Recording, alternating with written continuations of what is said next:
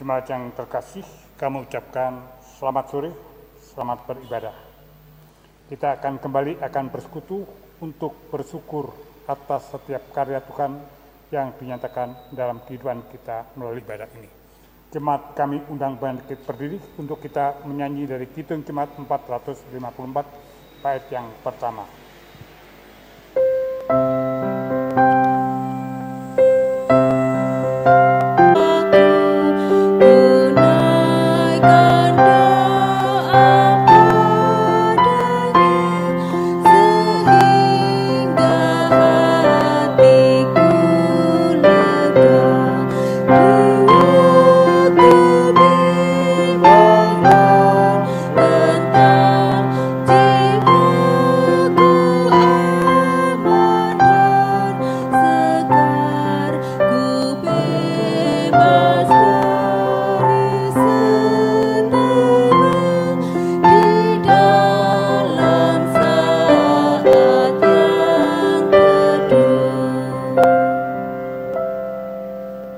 Mari kita berdoa.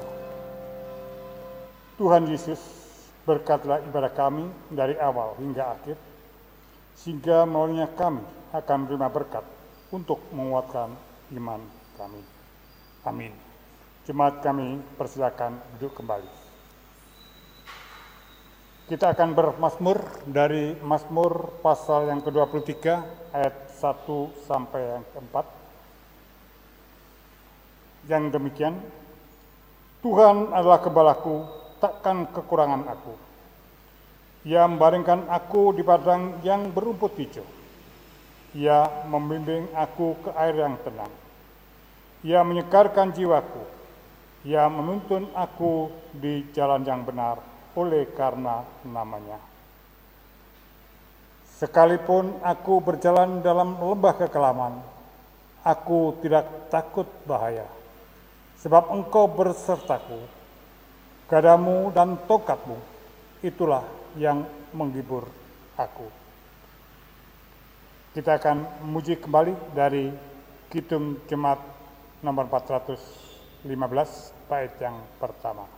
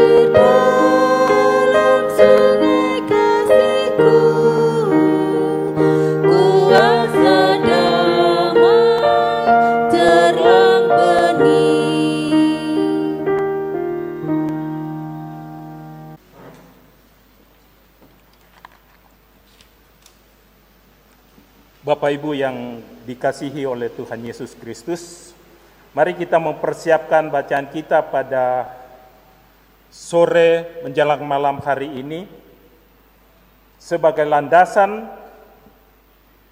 kita dalam beribadah, dan kita akan renungkan bersama dari ayat-ayat bacaan kita nanti. Namun sebelum kita membaca dan merenungkan firman Tuhan, mari kita berdoa.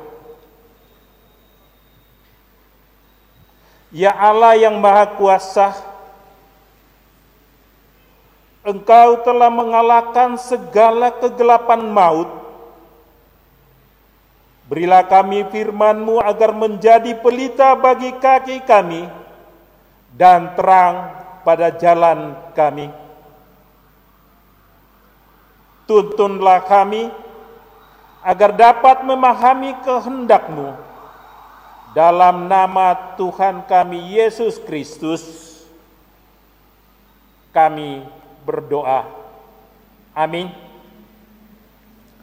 Bapak, Ibu, Saudaraku yang dikasihi oleh Tuhan Yesus, bacaan kita pada sore dan malam hari ini, kita ambil dari Yesaya pasal 40 ayat 9 sampai dengan ayatnya yang ke-11 yang menyatakan, Hai Sion, pembawa kabar baik, naiklah ke atas gunung yang tinggi. Hai Yerusalem, pembawa kabar baik, nyaringkanlah suaramu kuat-kuat, nyaringkanlah suaramu, jangan takut. Katakanlah kepada kota-kota Yehuda, lihat, itu Allahmu. Lihat, itu Tuhan Allahmu. Ia datang dengan kekuatan dan dengan tangannya ia berkuasa.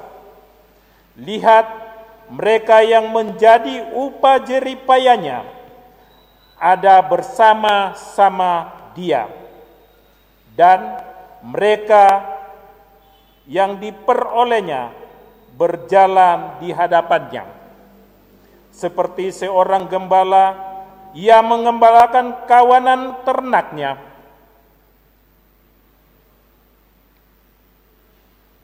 Dan menghimpunkannya dengan tangannya. Anak-anak domba di pangkunya, induk-induk domba dituntunnya dengan hati-hati. Demikian pembacaan Alkitab, terpujilah nama Tuhan. Haleluya.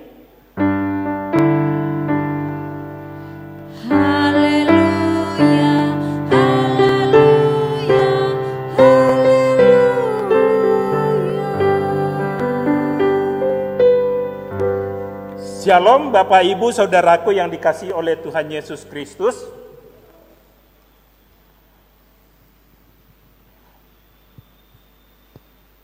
Kalau Bapak Ibu sudah membaca tadi pagi melalui Sabda Bina Umat, yaitu dari pasalnya yang ke-40 ayat 1 sampai dengan ke-8, kita lanjutkan pada sore malam hari ini ayat yang ke-9 sampai dengan ayatnya yang ke-11, tentunya tidak terpisahkan satu dengan yang lain. Bapak Ibu Saudaraku yang dikasihi oleh Tuhan Yesus Kristus, pasal 40 merupakan bagian kedua dari 3 bagian kelompok isi kitab Yesaya. Bagian pertama meliputi pasal 1 sampai 39 yang mengisahkan pelayanan Nabi Yesaya di tengah orang-orang Yahuda sebelum terjadinya serangan dahsyat yang dilakukan oleh tentara Babel ke Yerusalem. Bagian kedua meliputi pasal 40 sampai 48 yang mengisahkan pelayanan seorang yang meneruskan tugas kenabian Nabi Yesaya di tengah kehidupan umat yang tengah berada di tanah pembuangan, yaitu di Babel.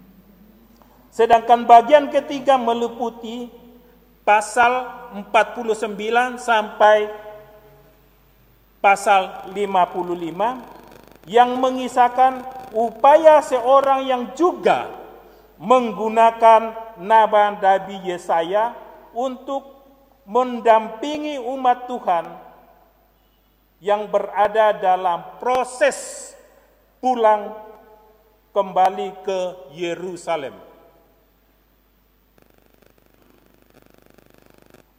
Jika dilihat pengelompokan ini, maka kita paham bacaan kita pada sore dan malam hari ini ada di kelompok kedua, yaitu di tengah kehidupan umat Israel yang sedang berada di tanah pembuangan di Babel. Bapak, Ibu, Saudaraku yang dikasihi oleh Tuhan Yesus Kristus, pada saat ini masih kita mengalami tentang apa namanya krisis. Masih ada yang ketakutan. Ketika mulai krisis ekonomi sebagai dampak pandemi COVID-19 terjadi, di mana akhirnya banyak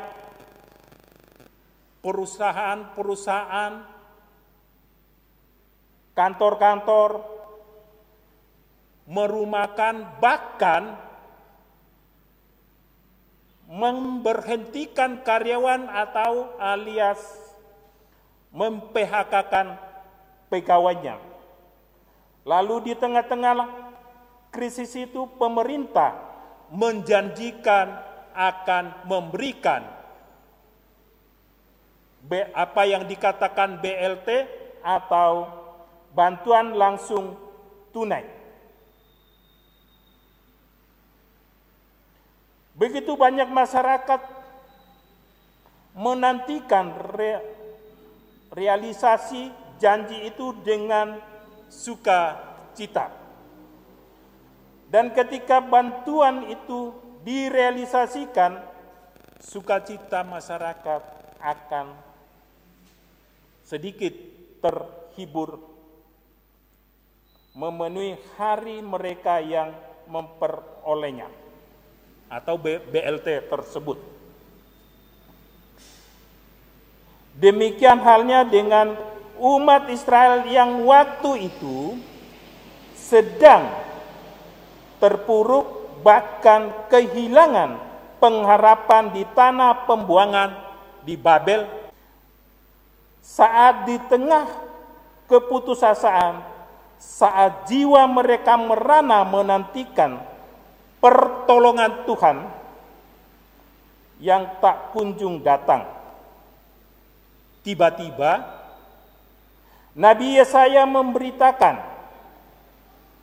bahwa Tuhan Allah dengan segala kuasa dan kekuatannya yang ada padanya. Saya ulangi, Nabi Yesaya memberitakan bahwa Tuhan Allah dengan segala kuasa dan kekuatan yang ada padanya akan datang membawa kebaikan bagi umatnya. Dia datang untuk menggembalakan, menghimpunkan yang telah tercerai-berai, memangku yang lemah, dan menuntun umatnya ke jalan yang benar. Kembali ke tanah leluhur, yaitu tanah Israel, atau kembali ke kampung halamannya mereka, kembali ke Sion atau Yerusalem dengan penuh sukacita. Firman Tuhan inilah yang kemudian memberikan semangat baru bagi umat Tuhan untuk tetap berharap sambil mempersiapkan diri dengan baik untuk kembali pulang ke Yerusalem. Sungguh suatu sukacita yang amat besar. Janji Tuhan yang disampaikan oleh Nabi Yesaya ini sangat menarik, sebab dikatakan di sana bahwa Tuhan seperti seorang gembala dan umat seperti domba. Apa makna di balik pernyataan ini? Kenapa domba-domba? Kenapa bukan binatang yang lain yang besar-besar seperti sapi, kerbau, kuda, yang merupakan binatang yang kuat, gagah, dan segala macam? Mengapa harus domba? Ini suatu perenungan bagi kita. Ternyata bagi saudara dan saya, Israel memang akrab dengan dunia peternakan. Mulai dari nenek moyang mereka, Abraham, sampai pun pada Raja Daud juga pernah jadi pengembala.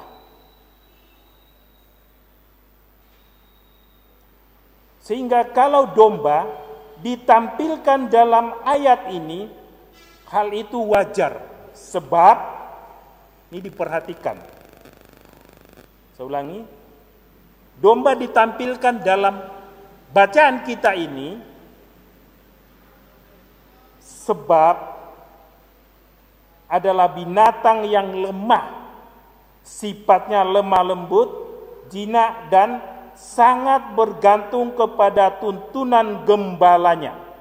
Sehingga kalau kabar baik tentang Allah yang akan menyelamatkan umat bagaikan gembala yang menuntun dan mengembalakan domba-dombanya, ia yang tercerai-berai, hal ini benar-benar menggambarkan kasih Allah yang peduli, yang luar biasa bagi umatnya.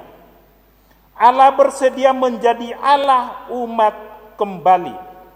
Allah bersedia menuntun dan melindungi umat kembali.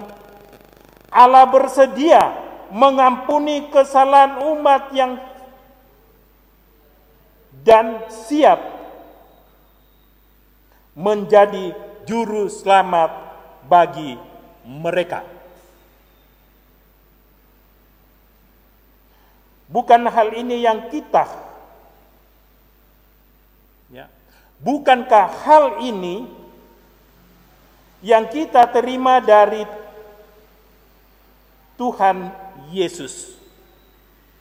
Saudara-saudaraku, Bapak, Ibu, dan saudara,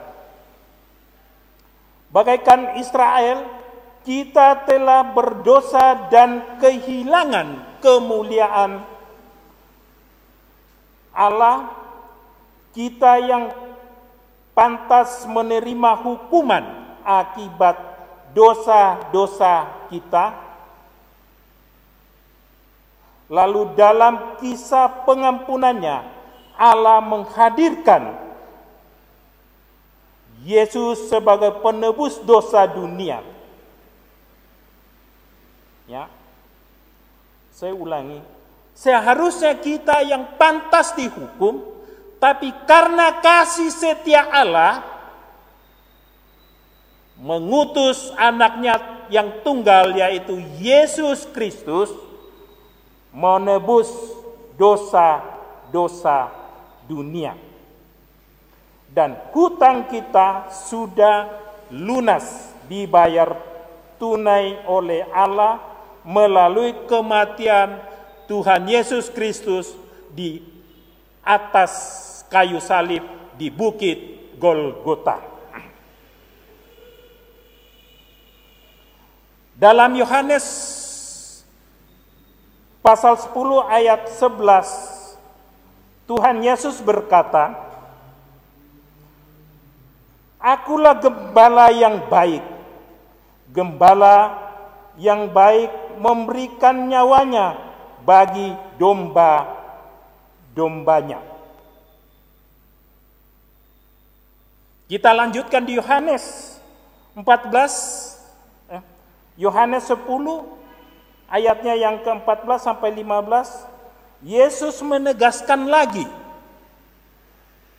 Perhatikan, Yesus menegaskan lagi, Akulah gembala yang baik, dan aku mengenal domba-dombaku, dan domba-dombaku mengenal aku. Sama seperti Bapa mengenal aku, dan aku mengenal Bapa. Dan aku memberikan nyawaku bagi domba-dombaku. Ini kalimat saya coba mengambil makna yang sangat berkualitas.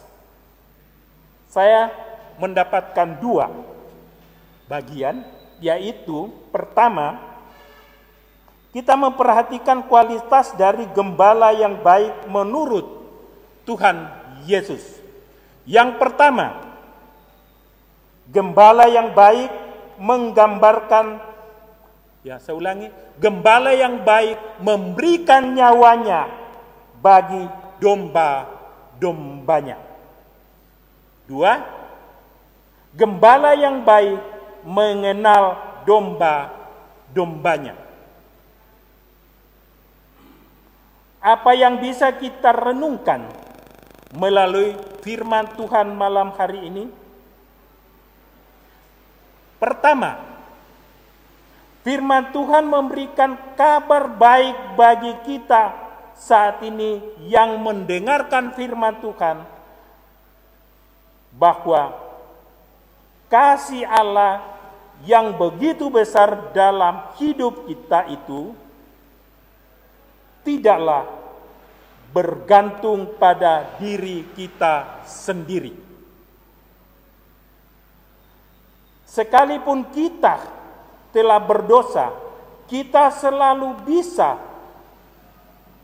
bergantung pada Allah kita yang penuh. Saya ulangi,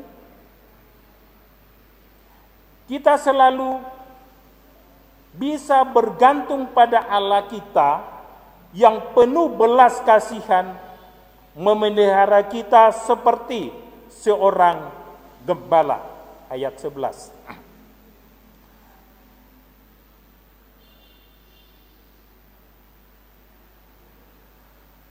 Asal kita mau datang kepadanya memohon pengampunan dosa, Dia akan mengampuni dosa-dosa kita dengan kasih yang tulus. Ingat, Yesus sudah menyatakan bahwa Dia adalah gembala yang baik, dan Dia juga sudah menyelamatkan hidup Bapak, Ibu, Saudara, dan saya.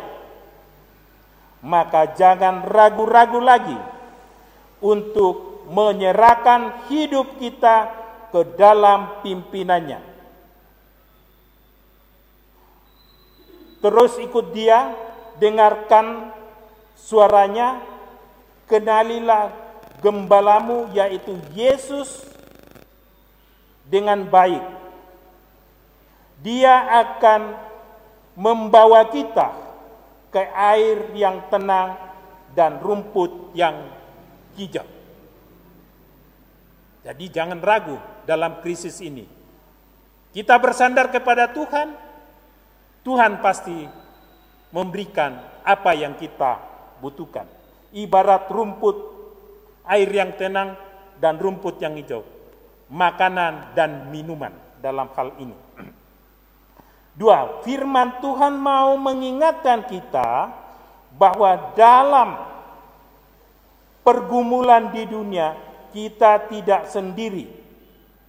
Saya ulangi, firman Tuhan malam hari ini mengingatkan kita bahwa dalam pergumulan di dunia kita tidak sendiri.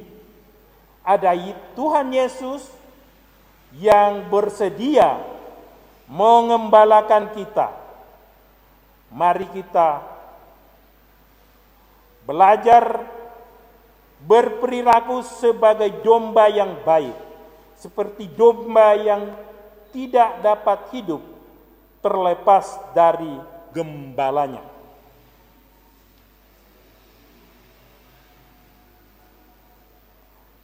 Ketiga,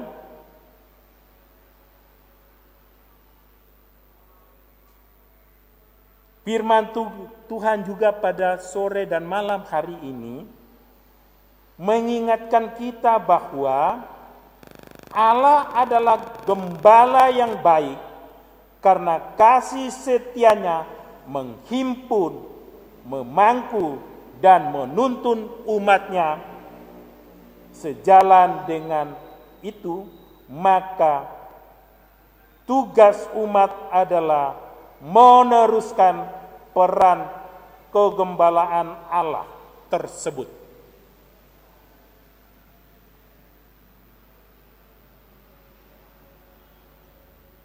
Tadi dalam perenungan saya yang pertama disampaikan bahwa di bagian kelompok kedua dan ketiga dari kelompok kitab Yesaya ini ada dikatakan di situ bahwa ada yang mengatasnamakan Nabi Yesaya yang meneruskan menuntun umat Israel kembali ke Yerusalem. Di dalam Alkitab memang tidak ada namanya, Bapak Ibu, tapi ada pemahaman atau ada pendapat, bahkan ada yang tafsiran bahwa yang mengatasnamakan Nabi Yesaya yang meneruskan menuntun umat Israel kembali ke Yerusalem adalah Bapak, Ibu, dan saya di dalam pelayanan. Bukan hanya tugas nabi, bukan hanya tugas pendeta, bukan hanya tugas majelis, diaken, penatua, bahkan hamba-hamba Tuhan. Adalah tugas kita mengembalakan dunia ini, melayani dunia ini dengan firman-Nya adalah tanggung jawab kita bersama. Bapak, Ibu, dan saya.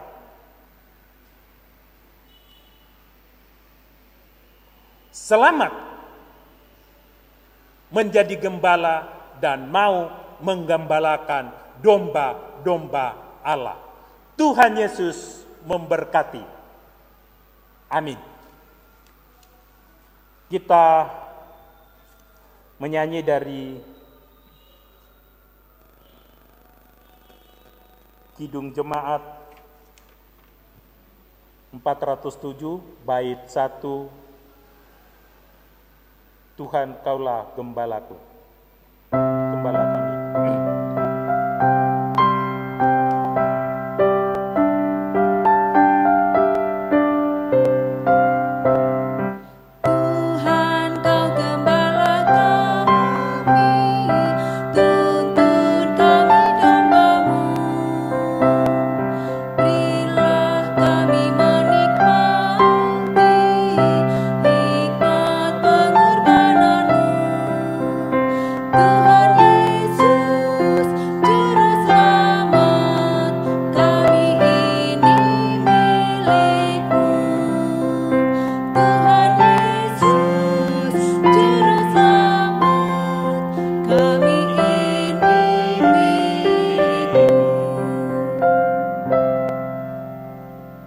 Mari Bapak Ibu kita bersatu dalam doa syafaat.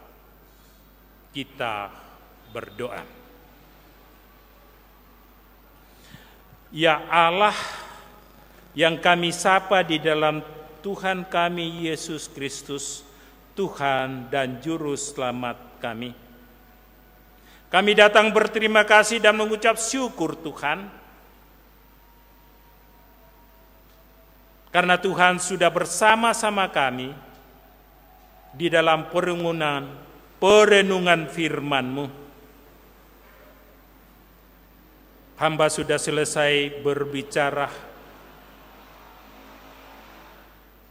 Hamba sadar dan tahu Tuhan, sungguh banyak kekurangan, sungguh banyak ketidakmampuan, bahkan firman yang Tuhan, perenungan yang hamba sampaikan, sungguh banyak kekurangan. Hamba datang kepadamu Tuhan, Tuhan sendirilah yang menyempurnakan sampai di pikiran, di telinga para umat-Mu Tuhan yang mendengarkan. Sehingga firman yang sampai kepada mereka dengan baik dan mereka dapat mengerti akan kehendak Tuhan. Dan biarlah firman itu boleh menuntun kehidupan kami di tengah-tengah dunia di mana Tuhan tempatkan kami. Terima kasih Tuhan, kami berdoa buat keluarga-keluarga kami dimanapun mereka berada, jemaat-Mu dimanapun mereka berada, dengan segala pergumulan mereka, sukacita mereka, kami serahkan kepadamu. Tuhanlah yang datang bersama-sama dengan mereka untuk memberikan jalan yang terbaik untuk penyelesaian jika ada pergumulan Tuhan.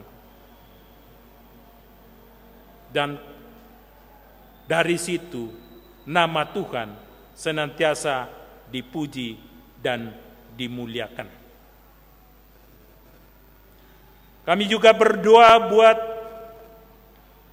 Bapak, Ibu, Saudara kami, para umat-Mu yang tengah bersukacita, Tuhan juga hadir di dalamnya dengan menyempurnakan sukacita mereka dengan tetap memuji, mengagungkan nama Tuhan.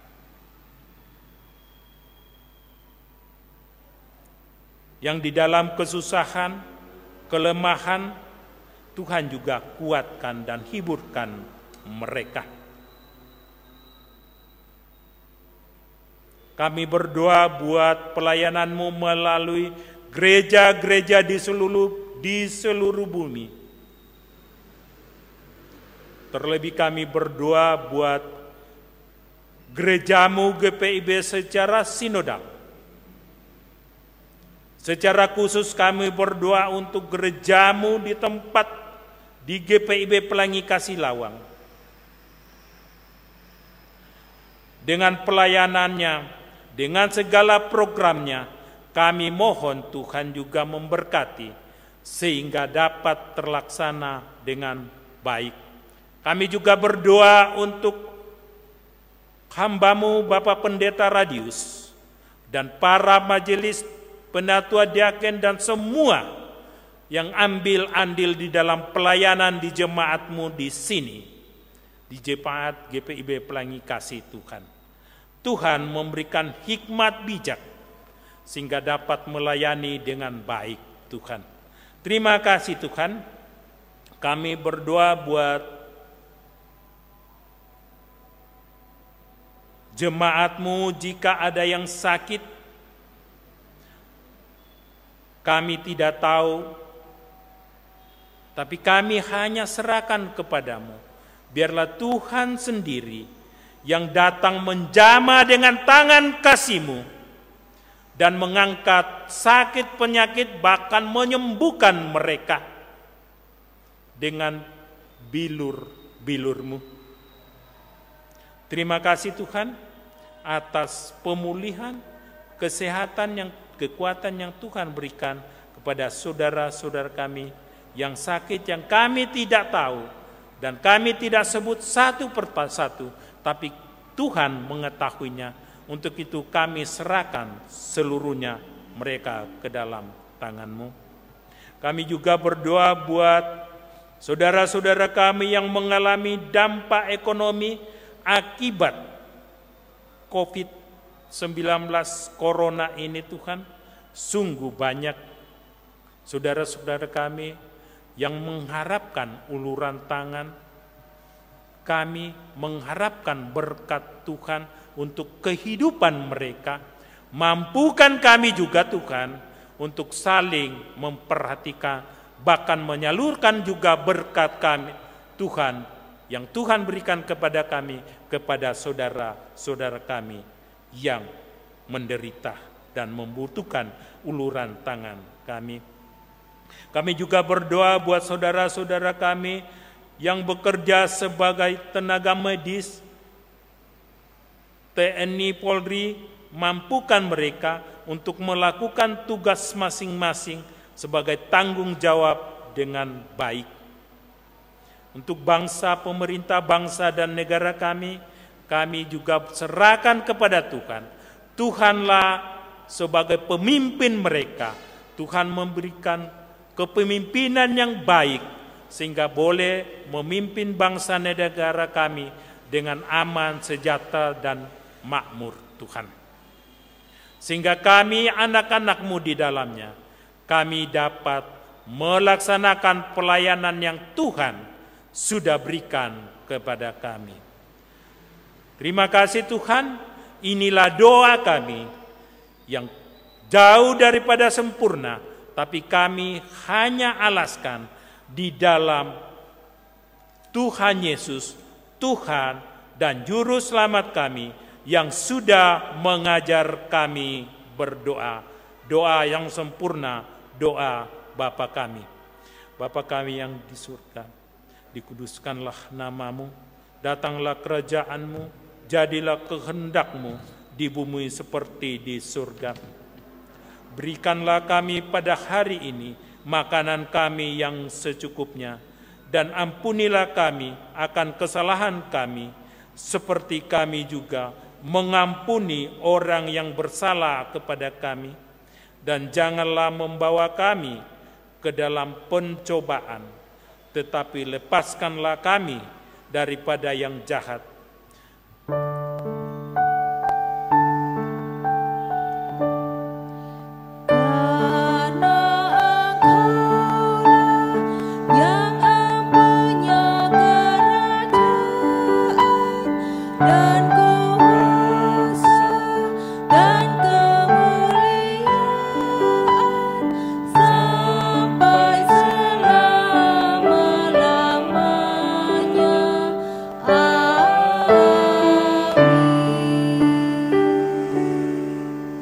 Kita masuk dalam pengucapan syukur.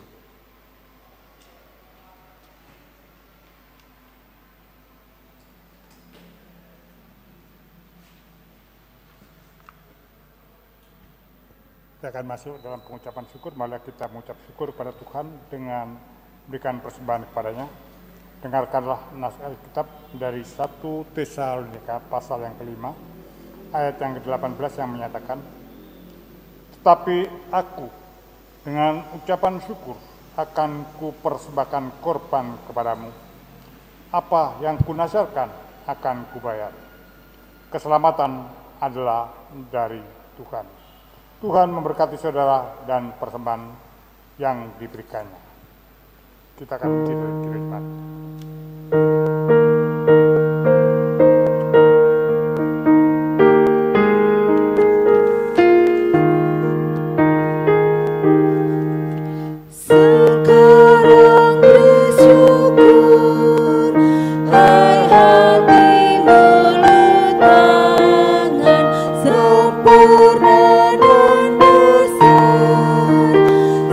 Segala karya Tuhan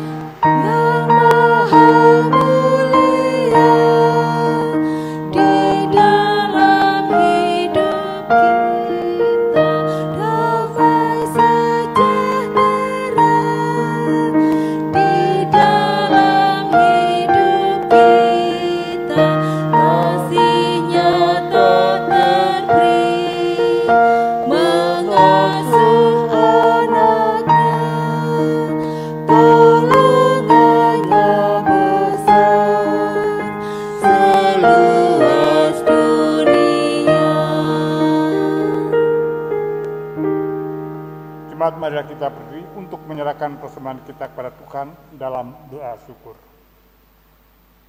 Inilah persembahan syukur yang kami bawa. Jika dibanding dengan keseluruh berkat yang Tuhan telah berikan, tentu tiada sebanding. Namun kiranya Tuhan berkenan menerima dan menguruskan ungkapan syukur kami ini, agar menjadi berkat bagi pelayanan di tengah-tengah jemaat dan bagi sesama. Amin. Jemaat tetap berdiri.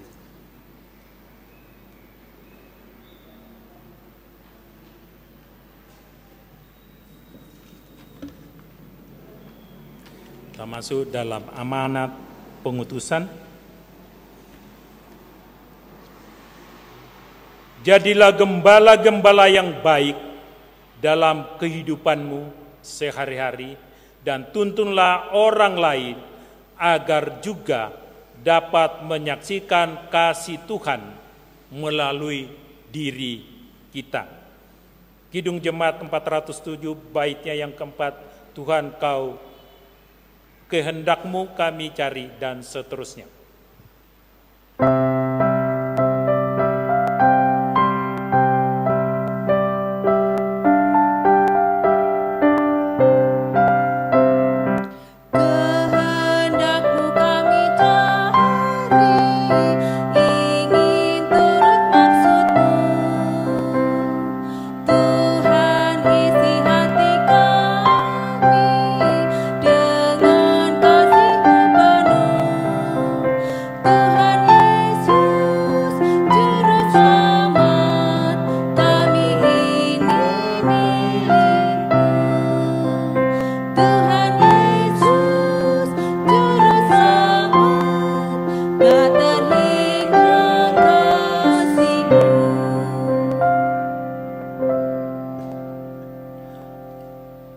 Arahkanlah hati dan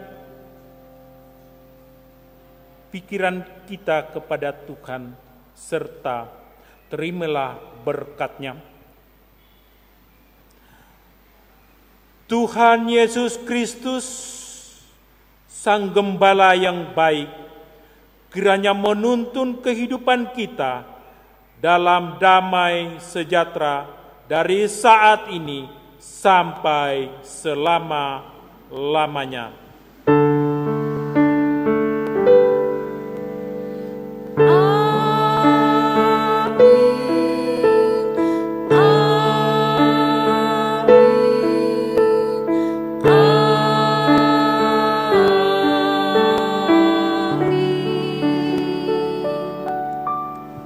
Selamat malam Bapak Ibu, selamat beristirahat. Tuhan memberkati.